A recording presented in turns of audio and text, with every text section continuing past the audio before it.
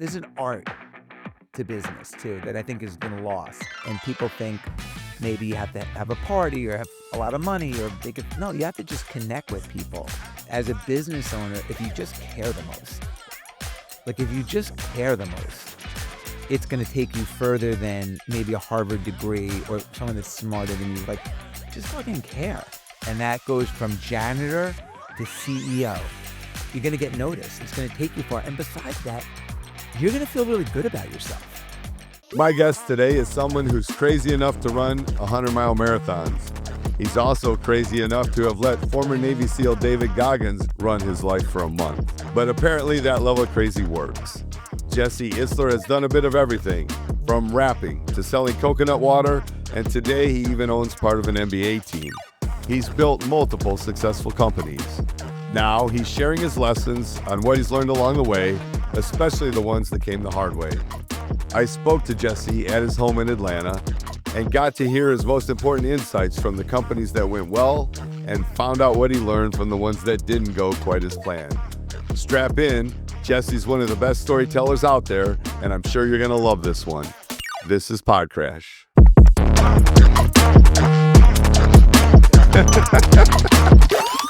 You've been using your social platform a lot to give advice to aspiring entrepreneurs, and you've done a lot.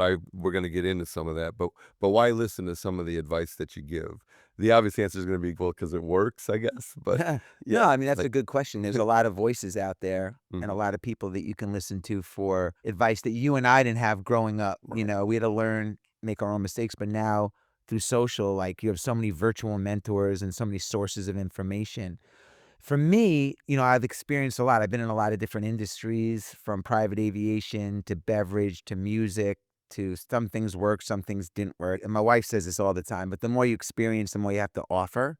Yeah. So, having been in business for 35 years, bootstrap stuff, raised money, made money, lost money, I feel like I have a lot to offer, and I think by sharing that, you can help people, young entrepreneurs especially, get from A to B faster, but also avoid a lot of the mistakes that I made. And why not share that if you can? Two pieces of advice that you gave when you came to talk to us that I really resonated and I listened to.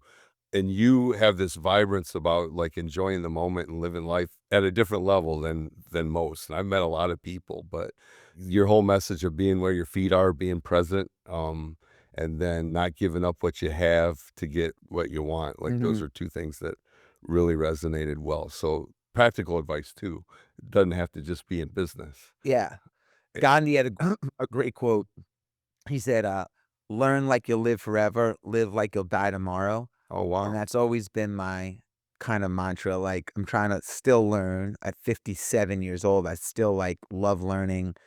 I don't read a lot, but I watch a lot of videos. I read a lot on social media and that kind of stuff, and always want to learn.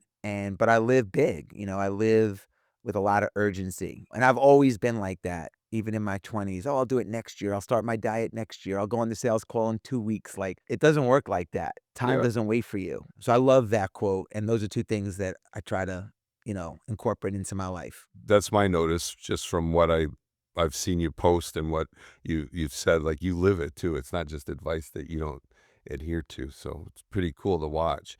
From the kind of like things that you've done, several different companies, all different. But if I ravel off some of them, maybe like takeaways or learns from those companies. So maybe going way back, Delicious Vinyl. Like what would be a takeaway or a learn from that one? Yeah. So you're going way back. So Delicious Vinyl was a record company I was signed to, for those that don't know, right out of college when all my friends were trying to get jobs on Wall Street and making resumes or whatever. I was like, why would I really need a resume? The only thing on my resume would be like I was a kiddie pool attendant and I sold chicken, shrimp, and meat door to door, and I was terrible at it.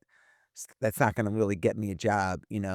But I wanted to be in the music business, and I made a demo when I was in college. I was in a studio. I don't play an instrument. I didn't at the time. I didn't really have a producer. The only way to make a demo was to take an instrumental, the music portion of a CD, Yeah. put it in the CD player, and hit record on my answering machine, and that was like my demo.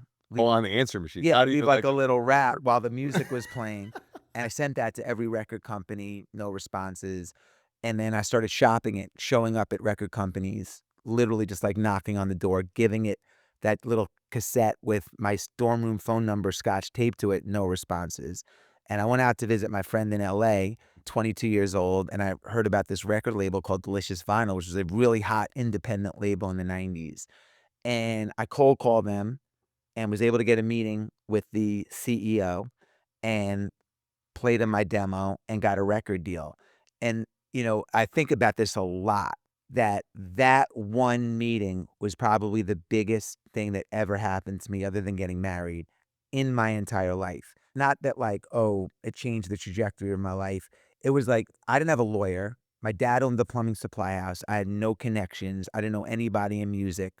And I got rejected by like 20 companies before I got to Delicious Vinyl and I got a deal. But when I did, I was like, "Oh, man, like, I did this myself. If I can go in and get a record deal, what else can I do?" Like, it made me feel like I could do anything, and it also taught me that, like, I stuck with it. I got 19, 20 rejections, 20 no's. Everybody else that was my partner, they all dropped out. I kept going, and record label 20 gave me a deal. That was a huge lesson because almost everything in my life it was been around no's, no's, no's, and then a yes. So at 22 years old to be like, I don't need anyone but me. Like I just need me and an idea was like really game changing for me. So it was a really big moment. Yeah, great life lesson. Was it Yes. about getting the deal It or was you about really getting the love the deal. music too? Both. Both, but my only goal was to get a deal, and then Okay, I made a big mistake after that, which was I took my foot off the gas. So, like, okay. I celebrated instead of like, "Oh, I'm gonna go to the studio and make the best album I can make. I'm gonna get the best writers, producers, team." I was in celebration mode, and for anyone that's an entrepreneur out there, you're in sales, whatever, when you get momentum, you step on the gas. Yeah. You don't like, "Oh, yeah, wow, I gotta celebrate it, like, for maybe a night," but, like, that's how you get separation from everybody else, which was another big lesson for me, it's like you get an opportunity, you have to capitalize on it, not celebrate it, and, even, like, little things, like, I ran my first marathon, and I didn't look at the medal in my room every day and be like, "Oh my god, yes, bang my chest, man, I ran a marathon." I was like, I'm gonna go and run 49 more until I'm 50. I'm gonna run every year, one every year until I'm 50. Like I started stacking up different accomplishments, and that has been a theme also. So, look, you're a business owner, like you get one thing, and next thing you know, you got 3,000. You just got to Yeah. stack victories, and I think that was another lesson. Although I got dropped from the record company shortly after I signed, another great thing that happened to me because it's like, wow, no one's gonna give me shit. Like Mhm. I got to keep earning this. Yeah, I have this saying, like, "Quit talking about your high school trophy." So, in other words, like, Same the thing. past wins, like, what are you doing now? What are we up to now? Yeah, I love that. I love that. Alright, lesson from another company, Marquis Jets. Um, so Marquis Jet was a private jet company that my partner and I started with no aviation experience, no airplanes, and really no money. And we grew it to a company that did over $5 billion in sales. And ultimately, we sold it to Warren Buffett's Berkshire Hathaway's NetJets division. And I think, when we started out, I was 28 years old, around 29, and we had no experience in aviation. And if they would have told me in the beginning, like, you're gonna need well, they did tell me, you're gonna need FAA approval, Department of Transportation approval to do this. You have to build a sales team, raise money. I was like, what was the first thing you said we needed? Mhm. Department of Transportation approval? There's gotta be a lawyer that does that, right? We got that lawyer, check that box. What was the second thing we needed? FAA approval? Somebody's gotta specialize in that. Track Mhm. down that guy, check that box. And anyone with a big idea, how you're gonna get it done is really intimidating. Like, I never really thought about the how because it could, like, talk you out of doing it. You gotta break things into digestible bites. Mhm. Like, what's the first thing I have to do? What's the second thing I have to do? So that was a really big part of because like, I never had a business like that. I was a kiddie pool attendant 4 years before that. Usually that list to take people out, right? I They're take it intimidated by it and yeah. quit. Yeah. But even if you're running I'm an endurance runner and, like, I'm running a 100-mile run, let's just say. Same thing, way too overwhelming. How am I gonna run a 100 mile? Well, you don't have to worry about that. It's like, I gotta get to aid station 1. Let me get to aid station 1. You have to break it down into stuff that makes it manageable. So that was really important. And then the second thing was at Marquee, like we did something that a lot of, I think, young businesses fail to do. There's a lot of complexities and you have a long to-do list, but the most important thing is make it and sell it. Make it and sell it. We had a Mhm. product. The product was really good and we were really good at selling it. And that covered up a lot of the errors that we made along the way. But a lot of people focus on the wrong things. Like you have to focus on the things that bring in revenue, and we really locked into revenue growth early on, as opposed to worrying about is the logo right? Is this 100% right? Is this like that corrected itself as we went on. But we made sure that we were pushing the sales and pushing out the product early on. Make it, sell it, Yeah, make the without product. revenue, it's hard to have a business, right? Yeah. No, but you'd be surprised at how many people, like, I'll sit with a young entrepreneur and they'll show me their to-do list, and I'm like, "You don't have to do 90% of these things right now. You gotta bring money in, man." Yeah. You know?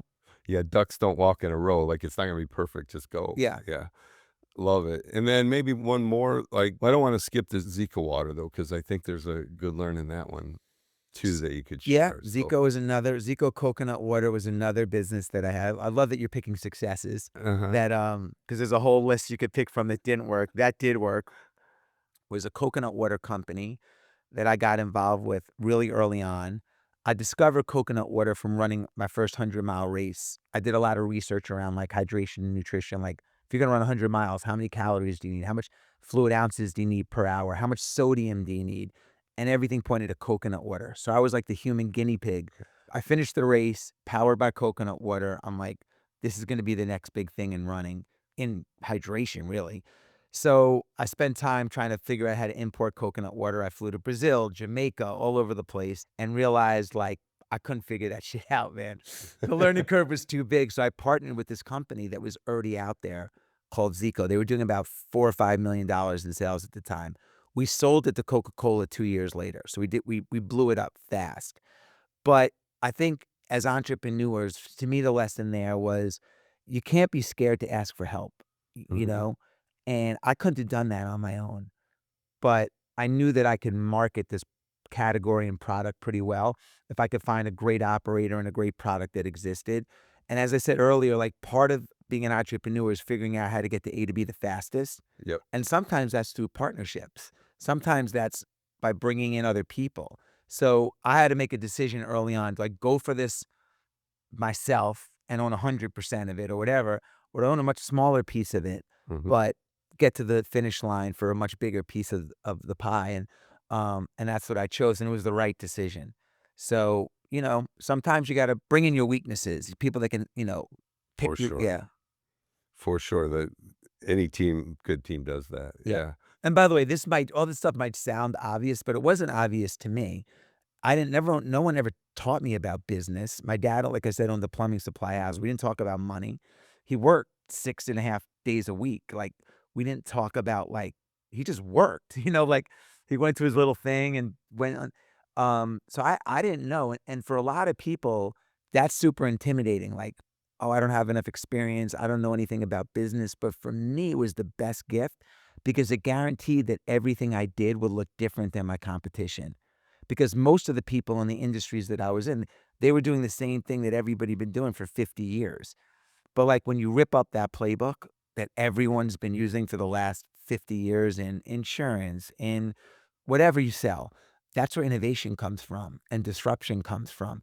So, everything we did looked so different. The way we talked about our airplanes, the way we marketed, our logo, everything smelled 'Cause you different. had no history. We had no history. No one taught us what to do. No, this is the way it's supposed to be done Right. in No, this is you how I want it to be done. If yeah, I'm a customer, this is how I wanna be talked to.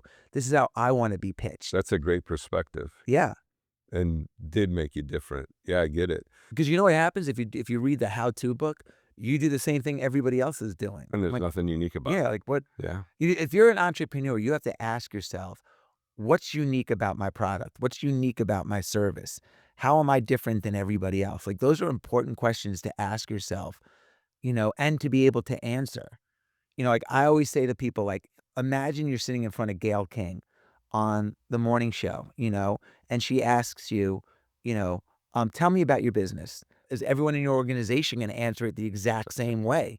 If she says, how are you different than everybody else? Can you answer that? Will everybody answer it the exact same way? Like putting yourself in situations where you're being interviewed and saying, hey, do I know the answer to that question? Is a really good way to you and your entire organization, because everyone has to be lockstep in that stuff, to move forward. Yep, that's the world I live in. We're up to, you know, 10,500 people now, and the message is different. And so that's what started some of this kind of social media and messaging, and now the podcast is it started from messaging our own team and getting Yeah. everybody to think and message the same. Yeah. It's hard when it gets bigger. Oh, definitely. Your path has been so much different than mine. So, mine's a success now, but like 30 years in the making. I've started doing collision work when I was 16, and now I'm that far into this industry, where yours have been just completely different, completely random. You'll build it, sell it, jump in. It's not like a lifelong passion or a business you fell in love with. No. And yet what makes that work for you? Is it the challenge of the new idea, or it's something that you're into at the moment? Or because it isn't, it's completely different than the way I like mine's been a long time getting good at something before it really takes off. Well, our brains are wired completely differently. And I Uh-huh. think that, everybody's wired differently. And my wife went a mile deep into Spanx. Her company was called Spanx, and that's all she did for 20 years. I mean, she had blinders on, and she was really good at saying no. Distraction is probably the number one enemy to everybody listening to this podcast, Mhm. getting pulled in too many directions. And my wife was really good at putting blinders on and not being distracted around her business, her mission to help women, and her product. I'm the opposite. I need a lot of balls in the air. I get bored easily. I operate best with multiple things happening. It's just the way that I'm wired. It's also exhausting and requires for me to take like some breaks. Like I just said to my wife, like I can't do anything right now. Okay. Like I can't take a meeting. I can't answer a question. I have such decision fatigue. I can't like I have to have someone ask me like, do I wear a collared shirt for this interview with Matt? Like, what do I do? And my wife was like, "That's just the way your brain's wired. When you're ready to go back into like attack mode, You will. you'll start attacking again." So everybody, does things differently. Some people think better when they're in motion. Some people think best in a car, in a commute. Some people, journal. Everybody has a different system. You got to figure out what works best for you. And you did. But the thing is, one thing you have is you have business endurance. You've been able to hang it in this thing for a long time. In So you some ways, it's a superpower, because if I wouldn't have 100%. had it, I would have It's a never massive accomplished it. superpower. Yeah. And what you did is you started attracting luck because you created it. You created luck by putting yourself, even you just told me a story how you wrote someone a note and pick up their bill to get a meeting. At this stage of your journey, Mhm. you're still like Yeah. creative hustling. And so How you to have make it happen, right, yeah, you yeah. make it happen. Like you created your own luck, and over the years it paid off in a big way. You also didn't So quit. yeah, I'm sure there's many times where you wanted to quit or thought like, "Can I do this?" Or I kind of viewed it as I didn't have a choice, like, I didn't have anything else going, and, didn't have the next greatest idea. So, some of that too, I think you seem to get a lot of good ideas. that's my superpower. Yeah, And then I find someone to execute them because I'm a terrible operator, but you got the great but idea. I have really good ideas. I'm really good at seeing. I think, and that they don't all work. I'm also not scared to try things, and if they don't work, I mean, I've had a lot of businesses that haven't worked too, Mhm, but I do feel like because I'm looking through my lens of what would make my life better.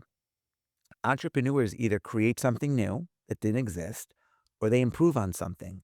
So I'm always looking at things like, how can I make this mic better? Maybe if it had is this maybe this comes with 10 different color.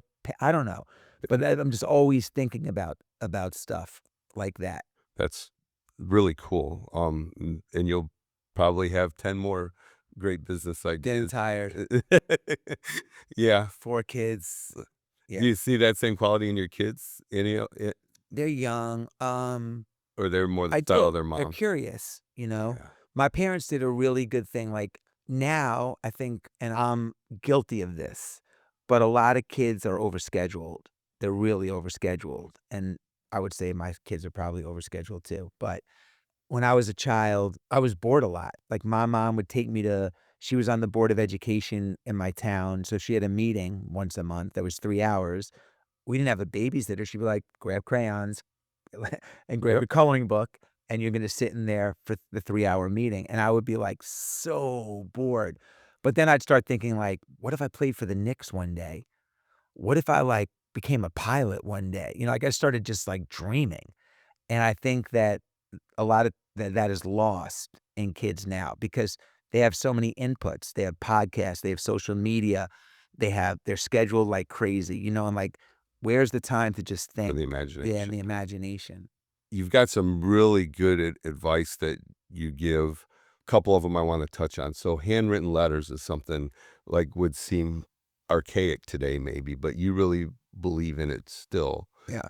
So maybe tell us about that. Why does handwritten letter matter It's funny because in I have a today's world? box that I keep in the corner, and I have thousands of letters that have been written to me because I talk about this. Oh yeah. Yeah, I keep them all. I'm gonna give them to my kids one day.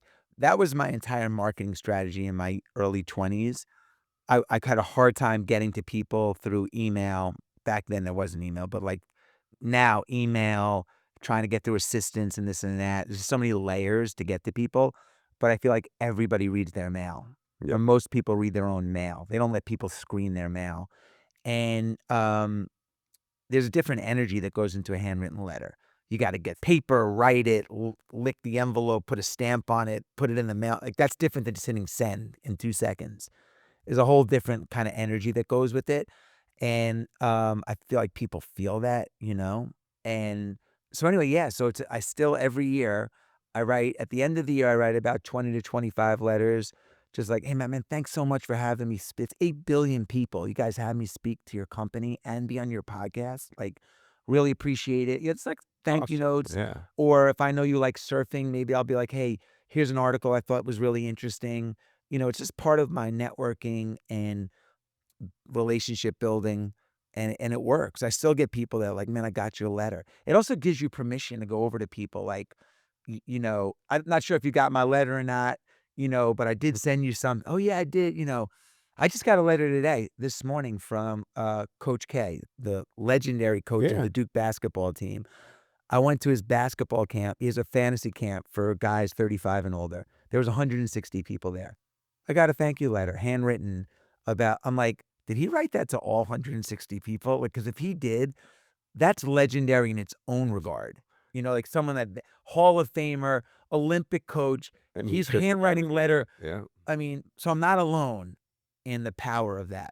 Yeah, I believe in it too. I learned this, I don't know, 20 years ago, had this fancy program and went to this body shop seminar and he was asking about, you know, thanking our customers and I'm showing off this fancy letter that would automatically print and he basically told me to wipe my ass with it like and tore it apart and basically a handwritten note was way more powerful, something that you don't get handwritten notes, you don't get handwritten thank you cards.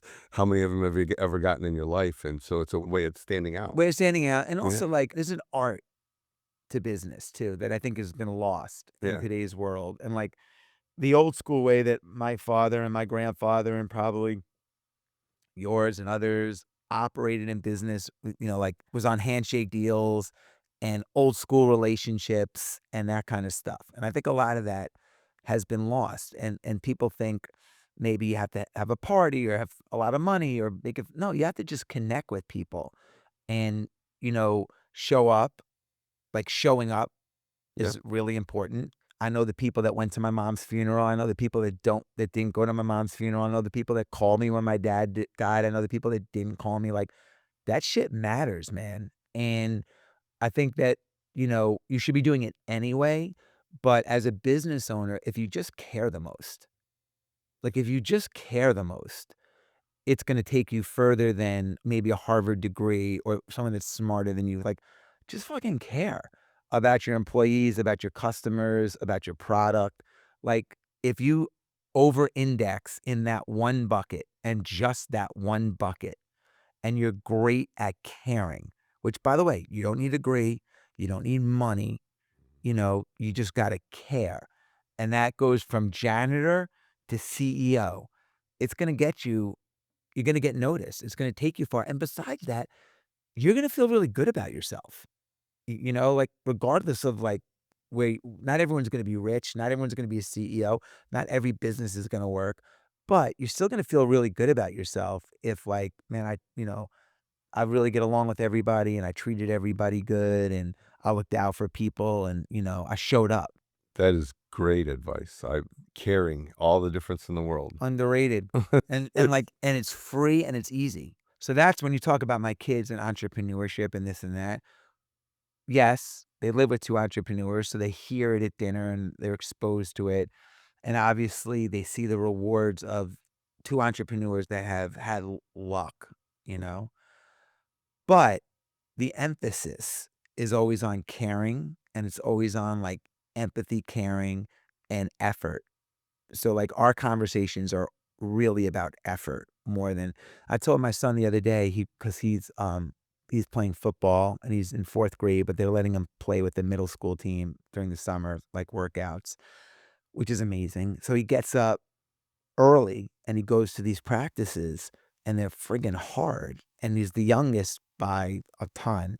And I said to him the other day when I picked him up, I was like, "Charlie, I didn't wanna work out today." I had 2 friends that came to work out, but you got up at 6 o'clock in the morning in this heat wave, and you went out for 2 hours, and that inspired me. Mm. Like, that so it's all about the effort, you know?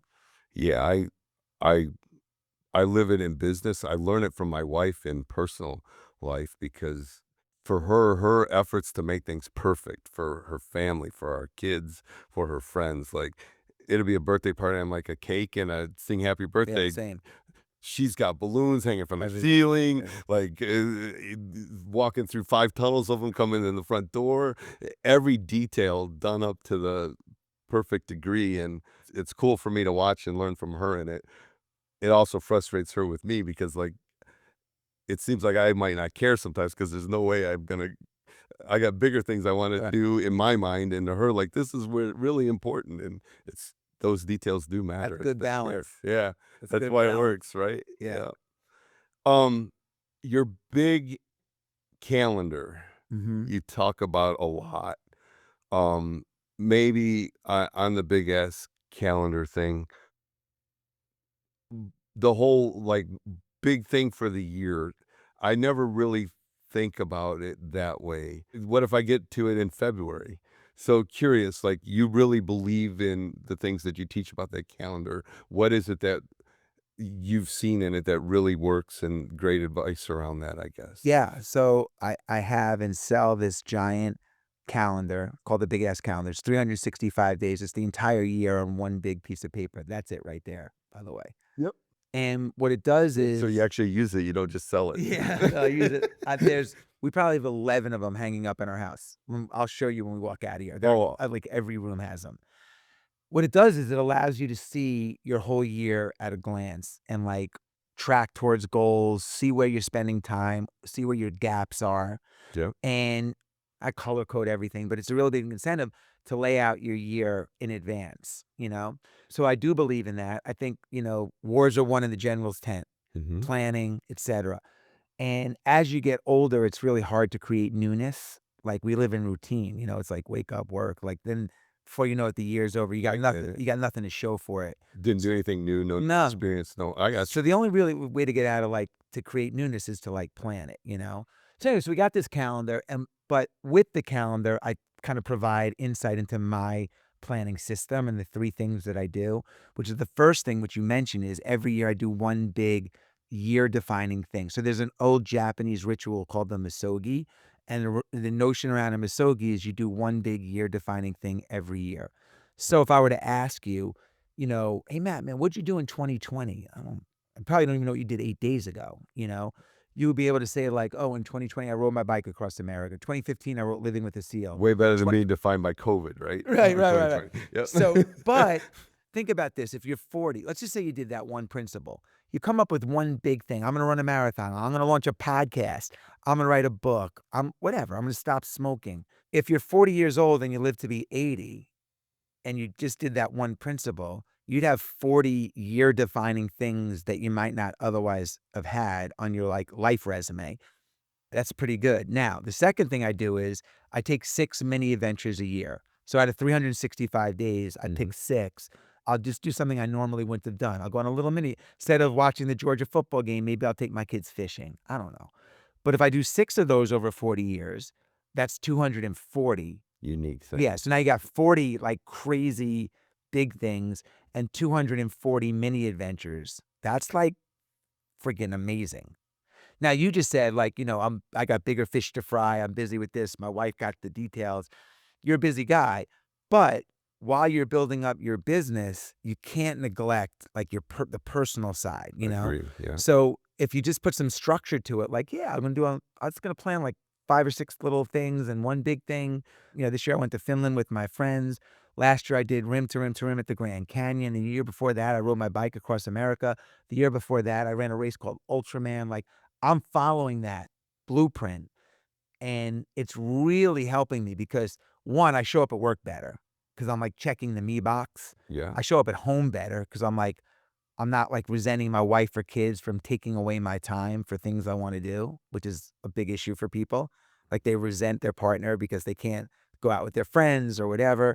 And it's making me more interesting. My customers are like, even you, the first thing you said when you walked in is, did you do a sauna tour in Finland? Yep. Like you could ask me anything. That's what you asked me.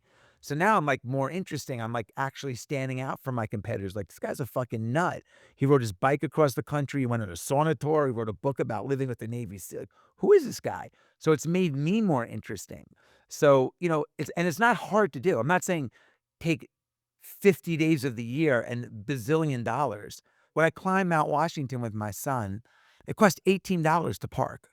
Okay. This country affords us insane opportunities for not a lot of money. The Grand Canyon cost me nothing, basically, to hike across, and I'll never forget it. So there's a lot of things that we can be doing, and that's what I do. So I have the calendar, I have a little system that goes with it, and I can say happily that it's changed a lot of lives. I love it. Like, how cool is it that you're able to rattle off like the last 4 years and I could rattle off 20. and I could easily be like, well, what'd you do last year? Work. What'd you do the Right. year before that? Work. Like, But so but how like cool is it think to about have those experiences? and I'll just use you as an example, Yeah. built an amazing company, a lot of employees, supporting a lot of families through the opportunities that everybody's providing, et cetera. You work really hard. You traveled here to do a podcast with me. You have an event tonight, but like at the end of the year and all that work, and maybe, and I'm not using you as an example, anybody, Mhm. maybe you're making more money and saving more money, but like, what do you have to show for it? It's like you said about your high school, like you can't think about your high school medals or whatever. It's kind of the same thing. Like, okay, well, now you're 70. You can't do 80. You can't do the things that you wanted to do with the money. Right. Like, what good does all that money do if you can't ski the mountain or you can't go on the boat ride or you can't take the trip? You know what I mean? So while you're doing it, I think it's important to take a step back. Everybody, even in my 20s, when I slept on 18 different friends' couches from 18 to 22, I was still going to the polar plunge in Coney Island. Yeah. It was free. Like, I was still doing that every New Year's. I was still showing up at Roadrunner races that were $22. Like, I was still doing that stuff on a zero point 0 on a negative income. I think I was making $18,000 and spending 30.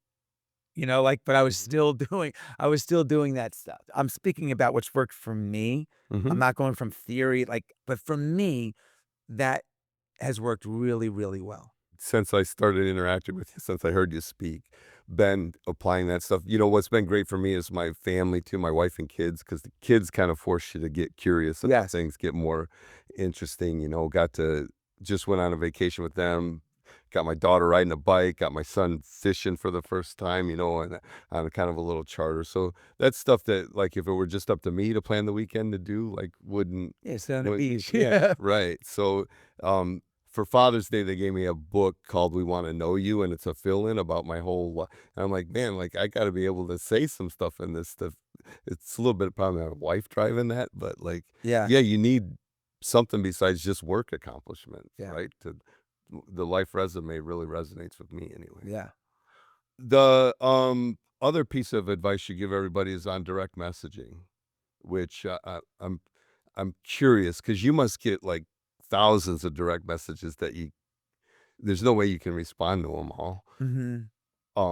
But why do you talk about it? What do you see in it, and what makes it stand out Again, I if you're think, gonna do like, it? the world that we live in now is different than the world where we grew up, where, like, people have access to us through social media, DMs, comments on posts, emails. I mean, this Yeah. it's just easier, and I think that along with mail, handwritten letters, I think that a lot of people, myself included, check their own DMs, and I found that that's been a good strategy for me to get in touch with people Okay. over the years. And I usually that response rate, I forgot what it is, high, really high on DMs on social media. I still do check my DMs. I don't get to all of them, but I check every day. I'm going through them and checking and responding, and I'm pretty engaged in it. I don't like outsourcing stuff like that, which Okay. is not efficient. It's way more efficient to outsource it. I just like to be in touch with what people are feeling about me, saying about me, asking of me. It just keeps me more connected. Um, so, yeah, I mean, I'll give you an example. Someone that I didn't know sent me a DM and said, "Hey, if you send me your logo." I'm in the ad specialty business. Okay. I make, I take your corporate logo and I put it on shirts, hats, pens, mugs, whatever. If you send me your logo, I'll send you some samples of what we can do. And I'm like, he's like, "No, no string, nothing. Just send me your logo and an address, and I'll send you some goodies and see if you like them." He got my entire account. I didn't know him. I have friends that are in that space Really? that I didn't even use. And if I were him, I would have thought there's no way Jesse doesn't have this covered already. And But he right, but took the he chance. probably cut and paste that to 1,000 people. But if he got one, which he did, and Mhm. maybe he got hundreds, I don't know. He got that through a DM. But he also gave me a no lose. Okay, I'm gonna give the guy the logo. He could get it anyway. And he sent me a hat. I was like, "Fucking love this hat." He sent, I mean, every lunchbox for my kid, like everything. That's And I was like, "This is super cool. Like, well, I should have all this stuff." Yeah, fine. Do all of our jackets, yeah. you know. The Living with a Seal book, everybody that knows of you definitely knows that about you. Do you stay in touch with David Goggins, or he kind of rode off into the sunset after that? So, for those that don't know, I wrote a book in 2015 called Living with the SEAL about 30 days with a Navy SEAL, David Goggins, who came and lived with myself and my family. And, at the time, neither of us were really on social media. He was still Mhm. active in the military, actually. And I thought maybe, like, my friends would buy it. Like, I had no idea. When I wrote it, I was, like, laughing, It's humorous too, by the way, the humorous. It's stuff you go really through. funny. It started out as a blog, and it worked. The book ended up doing really well. It's a New York Times bestseller. And it didn't start out as a book. It started out, he was living with me and our family for some time, and I wrote the book 5 years later. So it wasn't like, "Come live with me, I'm gonna write a book about you." You Um, wanted the physical challenge yeah, I aspect wanted to already. learn, like, Yeah. about his mindset, and at that time, not a lot of people knew of him. He was, again, there was no social, he was still in the military. I just met him at a running race, and I thought, like, "Wow, how's a guy this big?" He was huge, running 100 miles, like, and the way he did it, he had broken bones in his feet, he had kidney failure, he was peeing blood, and he finished, and I was like, "Who the fuck is this?" And I cold called him, and I met with him, and I was like, "Would you come live with me? I wanna whatever got you to the finish line, I want that." Yeah. And I wrote a book about our journey. So, anyway, no, I haven't spoken to him in a long time. Okay. He's gone, and done amazing things in personal development, etcetera, but we haven't stayed in touch in a while. But it was an amazing experience for me. Um, I got in great shape. I learned a little bit of the insight into him, and it was just so inspiring. They always say, like, surround yourself with like-minded people. You Mhm. hear that all the time, and that's true. But I've always found, like, I wanna seek out the people that are great at what they do in areas that I'm not like, like, Yeah. where I can really learn. And after him, I went and lived on a monastery with 8 monks that had been there for 50 years and wrote a book called Living with the Monks. So learning from people, like you said, you learn better hands-on. I'm the same way. I learned from Goggins, I learned from the monks, I learned from my wife as an entrepreneur. I learned best being thrown into the fire. Two totally different type of Yeah, experiences. Curious question, if you had to do one again, which one would you pick? Goggins, Yeah? for sure. The intensity, huh? I loved it. I mean, like, he was fun. I loved the working out. I loved the challenge. I loved physically feeling good. And the monks was actually in a way harder. Like For you as active as you are, I'm sure. Yeah. 15 days, I didn't know what was going on in the world. I was freaked out. Like it was like it was hard, like I don't do good not talking. I don't do good, like, I was in this small little room with a light, like, it was Mhm. quiet and dark and cold and amazing in its own way, and the monks were amazing, but I take Goggins. Alright. I can understand why. The quiet and the unplugged and the whole more time in Make my 1,000 push-ups over 1,000 minutes of silence any day. more time in my own Yeah, head, I don't right? wanna exactly. I was driving myself crazy. Yeah. Oh, that's great. So, maybe a little role playing. Okay. Um, if I'm a young kid just coming out of college, no expertise in any field other than my degree that I just grabbed, if that were you, what would you do? Or what advice would you give them? I get really good at AI. I would be using AI as a tool to learn a lot and asking a lot of questions. I mean, what a gift to the younger generation. I'm using it now, plugging all kind of inputs and scenarios and getting answers like that. I would realize that whatever business you're going to go in is probably going to take twice as long as you think as an entrepreneur and cost twice as much as you budgeted. Things take time and they're going to be more expensive than you thought. And in my 20s, I would try a bunch of different things and figure out what am I good at? What do I like to do? What gives me energy? So I could get really good at it in my 30s and capitalize on it in my 40s, which sounds like your journey. Yeah. 16, learning a little bit. I don't even know much about it, but it sounds like it. 20s, figuring it out. 30s, 40s, monetizing it. Yeah.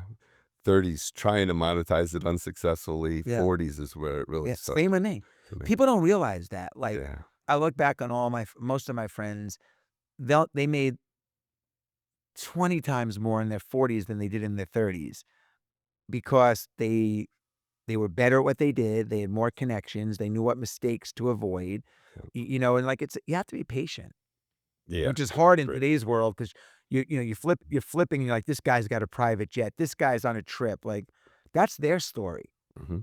and maybe there's a handful of that, but, like, most people are like my dad, like, it takes time and you grind and you gotta That stay in it. that was my experience for sure. What about, I'm in my 20s. I just I haven't found a passion. Doesn't matter. Um, or ideas about how to find it. Again, trying different things, exposing yourself to as many things and people as you can, being open-minded. They say you find your purpose at the intersection of what it is you like to do, what you're good at, and providing a product or service that helps people. So if you can figure out like what you really like to do and you could get into some kind of business that um helps people in a way, Mhm. when that doesn't mean like you're necessarily in personal you're helping people, you help people through service or whatever, a product, and you get good at it over time, um, you've really found your purpose/passion, I believe. So I think the best way to look for that is asking yourself a lot of questions, trying a lot of different things, being open-minded, and, look, it took me I'm now finally I never had a passion for private jets. I had a passion for, like, how it made people feel and, like, the ability to, like, you to go see your daughter's volleyball game and then go back to a like, I love being able to make that part of your life better, but I had a passion for, like, building businesses and, like, being around people that gave me energy. So, it doesn't have to be the widget you're passionate about. It could be something along the lines of maybe it's sales or customer service or, that fires you up. Love it. This one maybe is getting more close to home for me. Something that you've kind of lived over and over and over again. And I see this one in, because we grew the business a lot through acquisition. So part of the acquisition of, like, hey, you got a great business, would you consider selling it? It's not just the dollar amount, but for the seller, it's a little bit of the psychology of then what?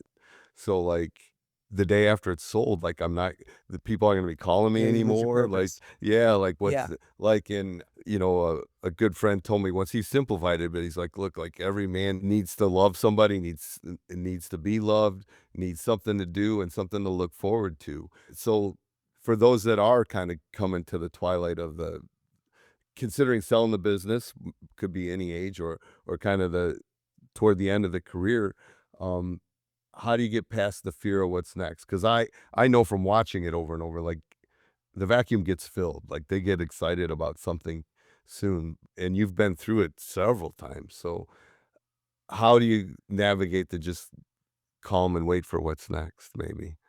I don't think there's a one size fits all there because I think, like, when my wife sold Spanx, it was tough. She went through a really tough period. She'd been doing it for 20 years. Oh, yeah, so you have to watch, like, maybe her go through it, huh? Yeah. And then for me, I was like, okay, what's next? Like, very different. So I think everybody's different in their approach. Depends on your age and but I would say that I think it's really important to have a design for how you want to live your life or what you want to do in general. And if you have clarity, like, I know I love riding my bike, I love spending time with my kids, I love traveling, I like skiing. I have a lot of hobbies and passions. So for me, free time just gives me more to do those buckets. So getting clear on, like, some people just like to work. Yeah. You have to get in tune with yourself. And throughout all the stuff we talked about, doing your work on yourself, I think is really important, and understanding, like, what makes you tick, how you want to spend your time, who you want to spend your time with, what you want to put on your plate matters. But some people just love work and they love making money or I was never that person. I never like, I didn't really love any of that. I mean, I don't, I really don't. That's I awesome. love, I loved Finland with my friends. I Yep. love riding across America with my friends. But yeah, and that's why I've taken my foot off the gas. I could triple down now and start, buying things. And I don't really want to do. I want to go on the field with my kids. So I shut down every day at 4 when my kids come home from school, Okay. and I take a lot of time off and the summers off, and, 'cause I'm very clear on how I wanna spend my time and who I wanna spend it with. I think that's important to ask yourself. Yeah, that's great. In conclusion, we kinda wrap this up by, we're all about championing people, and so, giving the guests an opportunity, and it's interesting to hear, the different responses, but someone in your life that you would like to champion, not trying to put you on the spot, but, A um, person? yeah, if there's a person in your life that you'd like to champion right now, who would come to mind? There's not a person, but I think that I'm lucky that I get the ability through social channels, through public speaking, through courses that I have to share a lot of my journey with people. And I'll just leave you with this. Like, I got an opportunity to start this like company. I thought it was going to be like, you know, no, I was talking to my advisor Okay. about a coaching program I was doing, and she was like, "Oh, well, why would you wanna do this versus doing something that's bigger, this and that? I don't know if you can scale this and that." And I showed her my phone, the DMs you were talking about, and I was like, "Look, I get these every day." And it was like, "I saw my parents 'cause of you, I have a calendar, I have a clear vision, blah, blah, blah, blah." And I'm like, "The ROI, the return on investment in the coaching stuff is so much better than it was in any of these other businesses Because you get that." to see the change Yeah, in you get to people's see the life. change in people and, like, getting these Yeah. kind of messages makes me feel so good. So, you know, return on investment comes a lot of different ways. It's not always financial. And, I know so many teachers that change lives every day, but don't make the biggest salaries, but on cloud nine for the impact that they've been able to have. So, like, there's not one person I want to reach. I just feel like I'm in the right spot right now in my life where I can reach a lot of people, even through platforms like the PodCrash, where a great name, by the way, where I didn't come up with it, if but one or it's two love people, it. if one or two people get inspired to do something differently or whatever, and we had an impact because we spoke for 45 minutes, Yeah. that's pretty good use of our time. You'll make an impact. Our team alone, I hear it and be Cool. motivated. It's I'm great. glad. Really appreciate you Yeah, taking the thank you, time man. and doing some work when I know you don't love doing it. No, So, no, no, no, appreciate no, it. no, no, I don't mind this at all. Thank you, thank you. Thanks for coming here. I hope you enjoyed this conversation. If you want more PodCrash in your life, which of course you do, make sure to like, follow, and subscribe to us on YouTube, Apple Podcasts, Spotify, or wherever you get your podcasts. Catch you next time.